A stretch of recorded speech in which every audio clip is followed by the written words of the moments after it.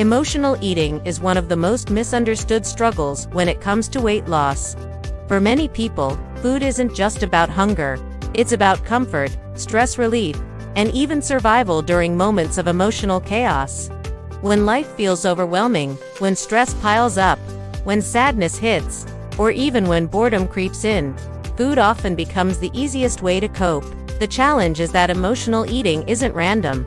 It is directly connected to your brain chemistry, your hormones, and how your body responds to stress. And this is exactly why so many diets fail. Because most diets only focus on calories, rules, or restrictions, but they don't address the deep emotional triggers that lead people back to overeating. Think about it. Have you ever finished a whole bag of chips while watching TV without even noticing? Or found yourself raiding the fridge late at night after a stressful day, even when you weren't truly hungry? That's emotional eating. It's not about fuel, it's about feelings. And unless you understand the hidden science behind it, it can sabotage every single effort you make to lose weight. Now, here's the truth that most people don't realize. Emotional eating is not a sign of weakness. It is not a lack of willpower.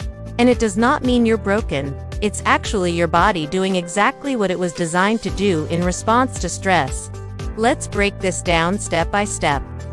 When you experience stress, whether from work, relationships, financial struggles, or even just traffic on your way home, your body immediately activates the fight or flight response.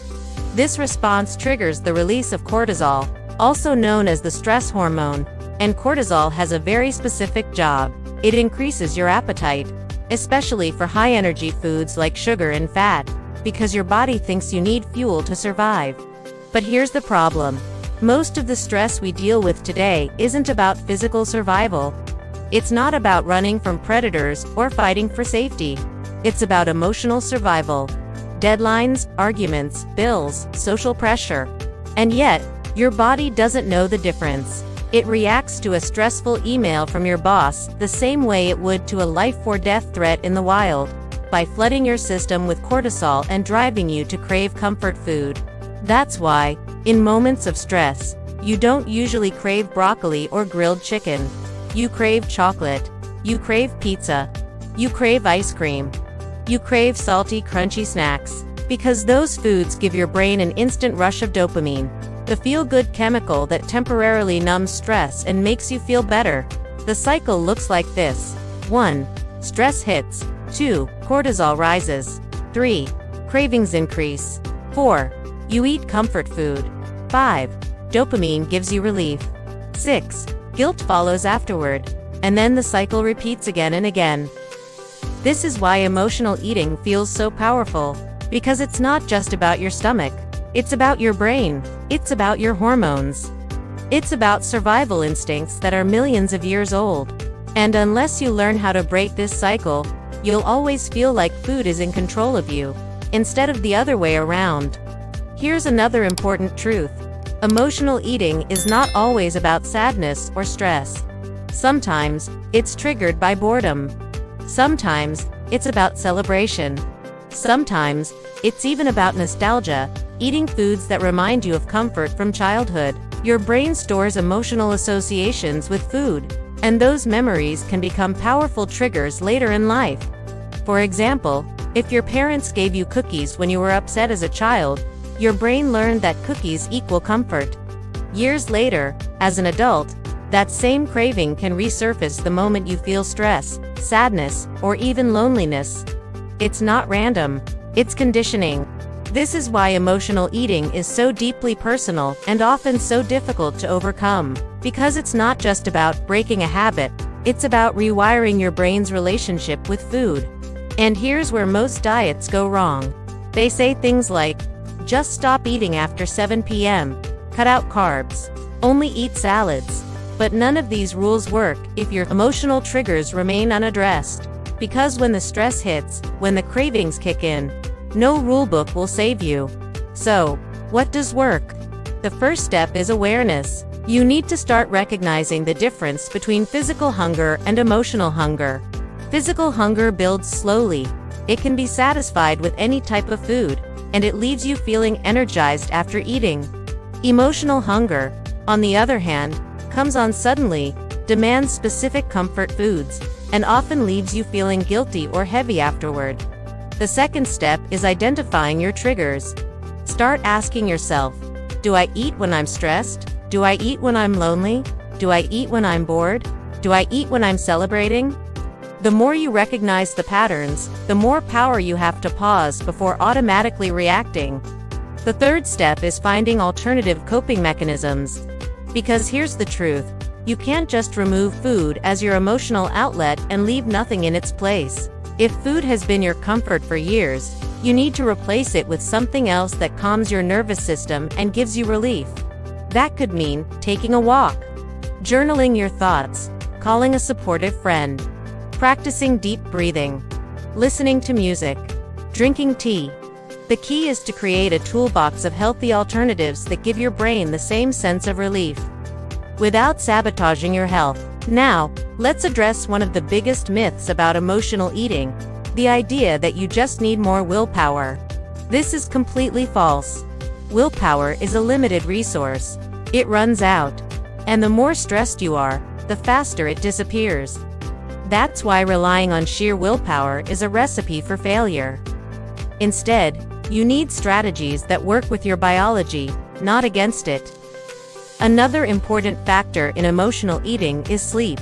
When you don't get enough rest, your body produces more ghrelin, the hunger hormone, and less leptin, the satiety hormone.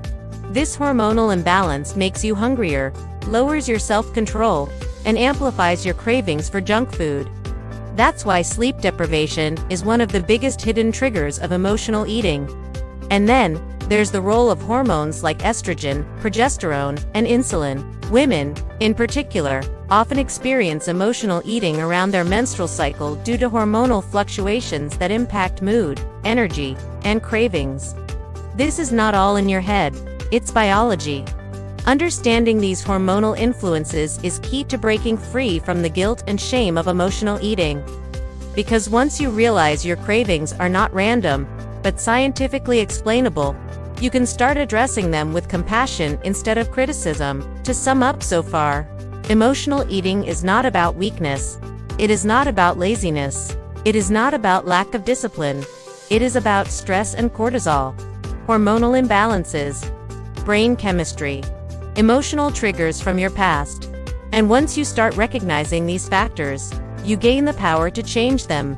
Now that we've uncovered the science behind emotional eating, let's go deeper into how you can actually break free. Because awareness is the first step, but transformation requires action. And here's the good news. Once you understand your triggers and how your body works, you can design a new system that puts you back in control. Let's start with mindful eating. This is one of the most powerful tools to overcome emotional eating, because it slows you down and reconnects you with your body's natural hunger signals. Instead of eating on autopilot, mindful eating forces you to pause, notice your emotions, and make conscious choices. Here's how it works. Before eating, ask yourself, am I physically hungry, or am I emotionally triggered? If you are truly hungry, choose nourishing foods that fuel your body. If it's emotional hunger, pause for 5 minutes before reaching for food.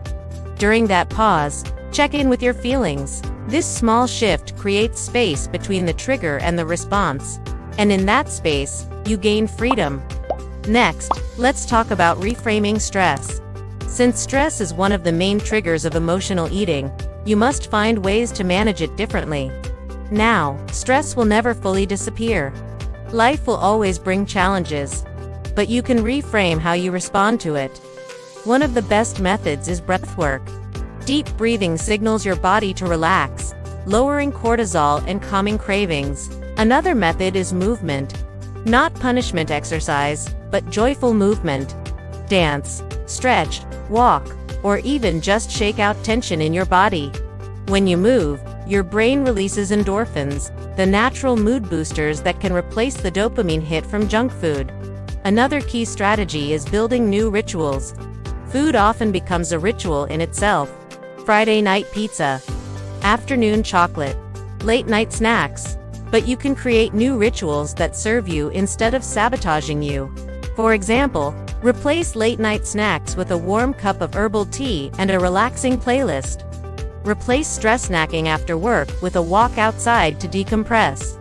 Replace celebratory cake with a joyful activity like dancing, calling a friend, or planning a special outing. The point is not to remove pleasure. It's to replace destructive rituals with empowering ones. Let's also talk about self-compassion, because here's the truth. The more you beat yourself up after emotional eating, the worse the cycle becomes. Guilt increases stress. Stress increases cortisol. Cortisol increases cravings. And the cycle continues. So instead of shame, try curiosity. Ask yourself, what was I feeling before I reached for food? What did I really need in that moment? This shifts the conversation from judgment to understanding, and understanding is where healing begins. Now, let's address a common question. What do I do if I've already given in to emotional eating? The answer is simple. Move forward with compassion. Instead of spiraling into guilt, acknowledge what happened, learn from it, and plan a healthier coping strategy for next time. Every moment is a new chance to choose differently. Progress, not perfection, is the goal. Another tool that can change everything is journaling. Keeping a food and mood journal helps you spot patterns you may not notice otherwise. Write down what you ate, when you ate, how you felt before and after.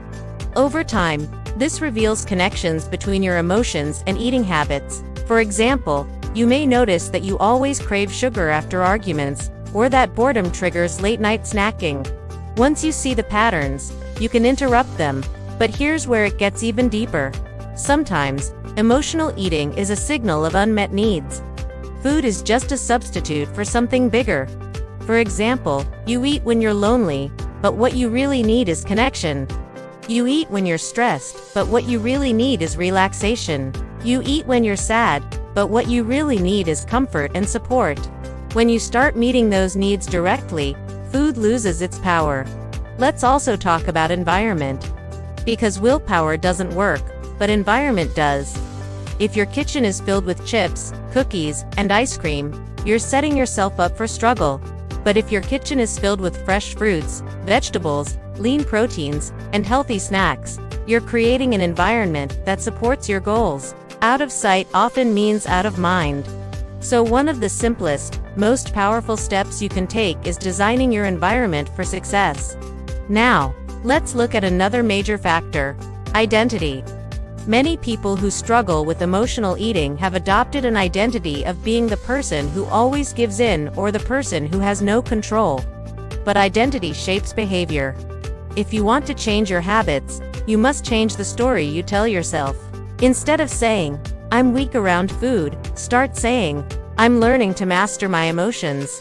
Instead of "I can't control myself," start saying, "I'm building new habits every day." Shifting your identity changes your actions, and your actions create new results. Another overlooked strategy is planning ahead. Most emotional eating happens in moments of weakness when you have no plan. So create a plan for your triggers. If you know you crave sweets at night, prepare a healthier alternative like Greek yogurt with berries. If you know stress makes you want chips, keep crunchy veggies ready with hummus. If you know boredom leads to snacking, prepare a list of activities to do instead. Planning ahead transforms automatic reactions into conscious choices. And finally, let's talk about the power of community. Trying to break free from emotional eating alone can feel overwhelming, but when you surround yourself with supportive people who understand your journey, you gain strength, encouragement, and accountability. Whether it's friends, family, or an online group, community can make the difference between giving up and pushing forward. Now let's bring this all together. Emotional eating is not just about food. It's about feelings, hormones, and the way your body responds to stress. But it is not a life sentence. By practicing mindful eating, reframing stress, building new rituals, showing self-compassion, journaling, designing your environment, shifting your identity, planning ahead, and leaning on community, you can break free. And when you do, you don't just lose weight. You gain freedom. You gain confidence. You gain control of your life. So here's my challenge to you.